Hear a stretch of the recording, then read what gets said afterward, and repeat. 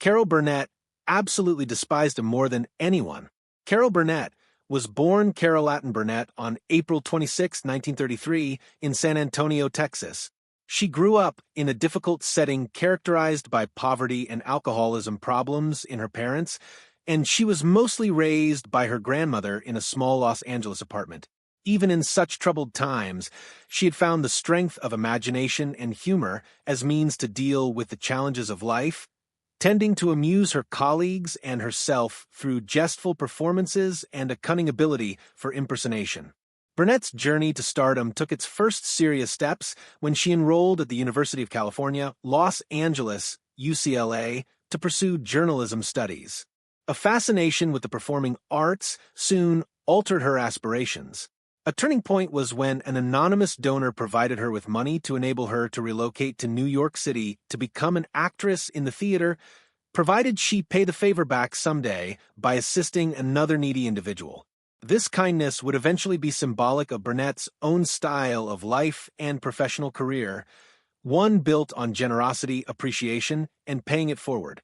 In the 1950s, Burnett entered television in variety and talk shows, with guest spots most notably on The Gary Moore Show, where her talent for physical comedy, her serious face, and her skill at shifting seamlessly between outrageous and sincere feelings made her shine. Her debut performance of the song "I Made a Fool of Myself" over John Foster Dulles demonstrated not only her sense of timing as a comedienne, but also her originality and braveness in satirizing even the most unlikely targets. Fans warmed up to her sincerity and her capability to laugh at herself, attributes which would become her hallmark throughout her acting career. The crowning achievement of her professional life came with The Carol Burnett Show, which premiered on CBS in 1967. At a time when television variety shows were dominated by men, Burnett defied industry norms by becoming the first woman to host a long-running variety sketch program in prime time.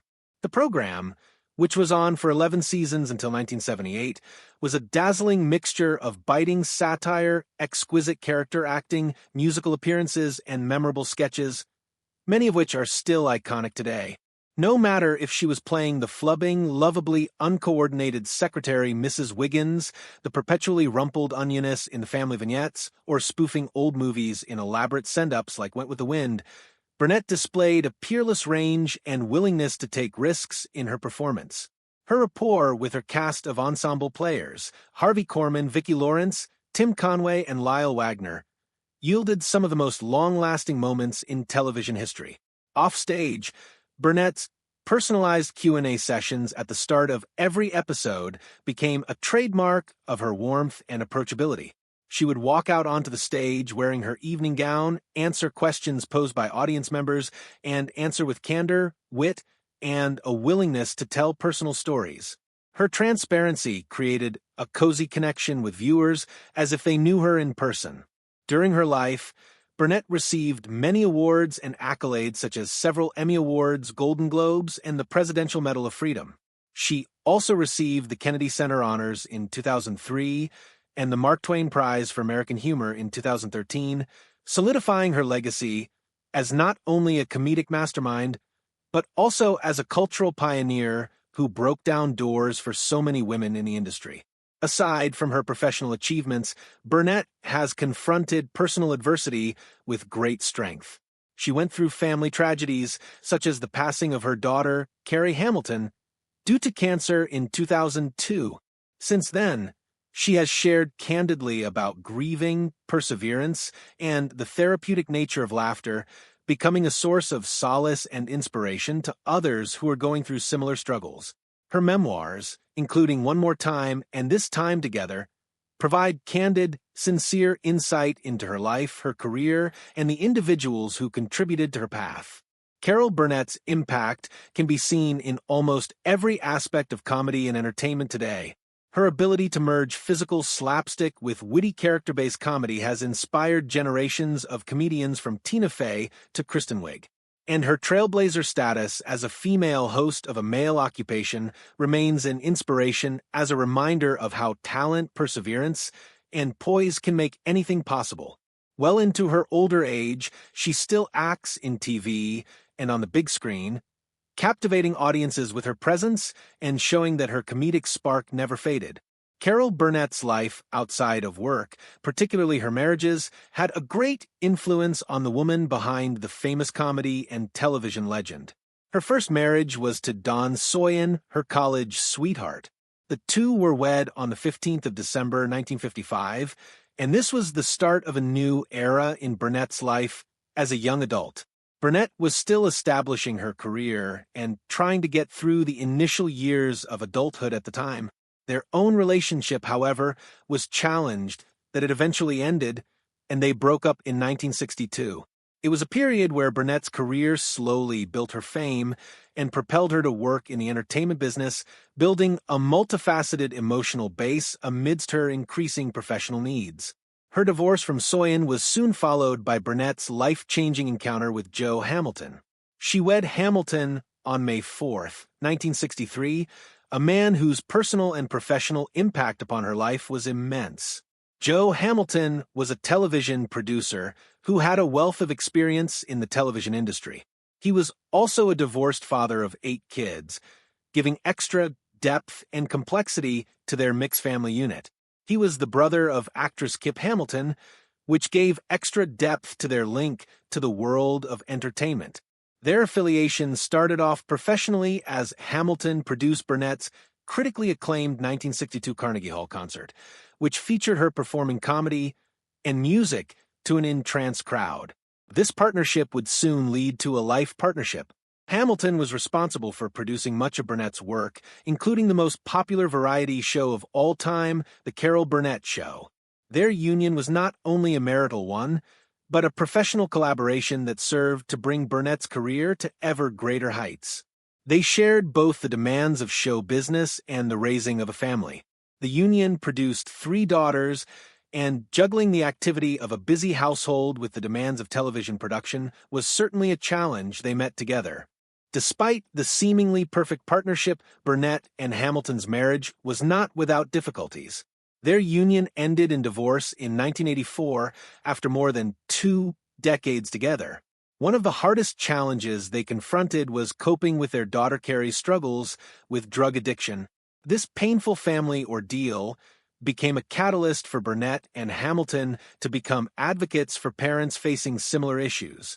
They frankly spoke about the difficulties of coping with addiction within the family, defaming the topic when many of these discussions used to be secretive. They further actively engaged in providing support to the recovery process by raising money for the clinic where Carrie was treated, showing not just their devotion to their daughter, but also to assisting others in the community. In a heartening display of unity and recovery, Burnett and Carrie joined efforts in 1988 to journey to Moscow to help launch the first Alcoholics Anonymous chapter in the Soviet Union.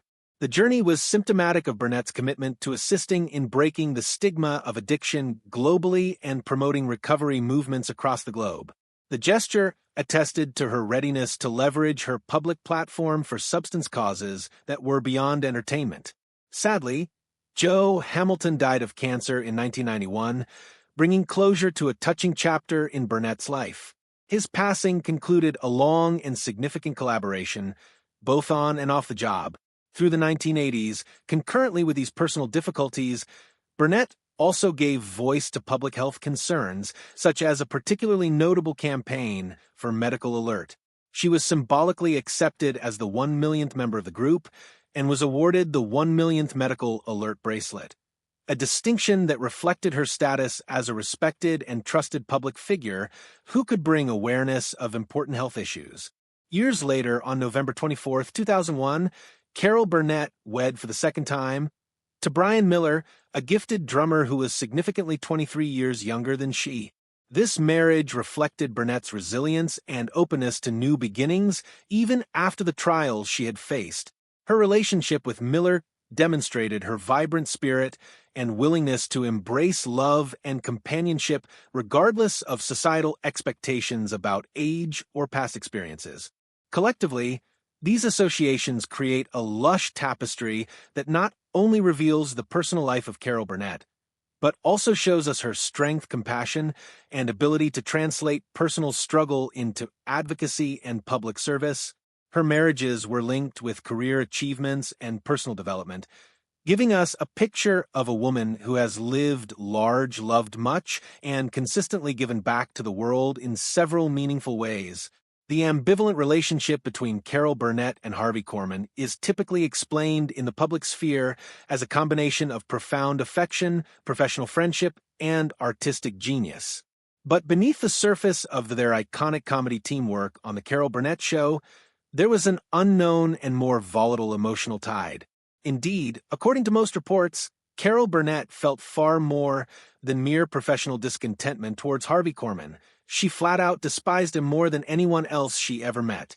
This deep-seated dislike was not an overnight or one-time product, but evolved and matured over years of working side by side under the intense stresses of television production.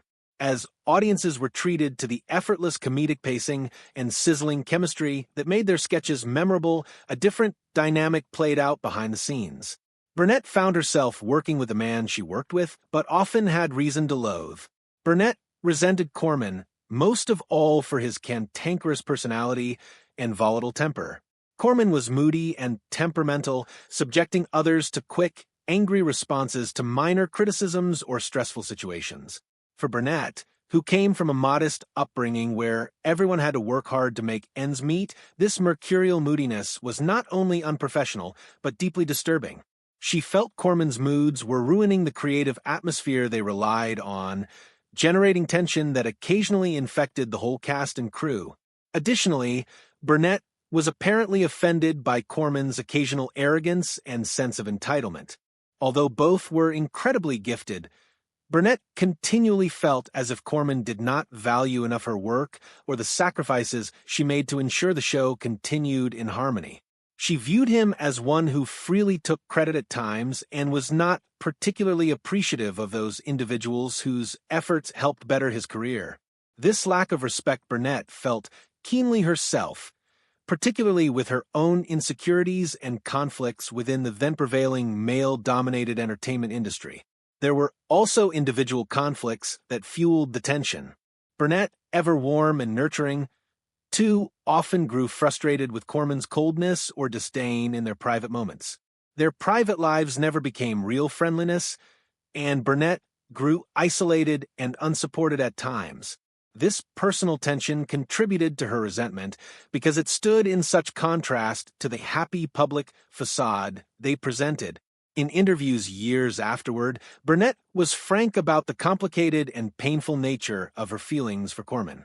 She acknowledged that she had deep respect for his comedic brilliance and acknowledged his undeniable talent. But there were also moments when she could not bear him. The anger, frustration, and disappointment she experienced on occasion tipped into outright hatred at times, most notably in times of disagreement or whenever Korman's actions disrupted the harmony of their working relationship. This intense dislike was compounded by the fact that Burnett and Korman spent countless hours together over the long run of the show, so the unpleasant moments could not be readily skipped or overlooked. Unlike more casual coworkers, their relationship required intimacy and close cooperation, which made each annoyance or complaint stand out. For Burnett, the weight of these feelings was